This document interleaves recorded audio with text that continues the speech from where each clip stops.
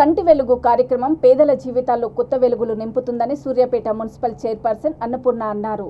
ఈ సందర్భంగా స్థానిక 42వ వార్డులో స్థానిక వార్డు కౌన్సిలర్ రాజశ్రీతో కలిసి కంటి వెలుగు కార్యక్రమాన్ని మున్సిపల్ చైర్పర్సన్ ప్రారంభించి మాట్లాడారు. పేదలకు సరైన వైద్యం చేసుకోలేని పరిస్థితిలో ఉన్న వృద్ధులకు అన్ని వర్గాల వారికి ఈ కార్యక్రమం దోహదపడుతుందన్నారు. 18 సంవత్సరాలు నిండిన ప్రతి ఒక్కరూ ఈ కార్యక్రమాన్ని సద్వినియోగం చేసుకోవాలని అన్నారు. ఈ కార్యక్రమంలో మున్సిపల్ కమిషనర్ రామంజులారెడ్డి పాల్గొన్నారు.